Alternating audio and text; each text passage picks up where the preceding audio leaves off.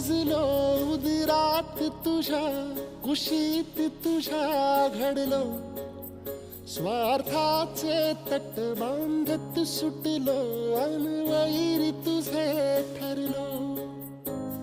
चालवुनी वैराचे नांगर नासवली माती, छिन्न तुझ्या देहाची ही चाल.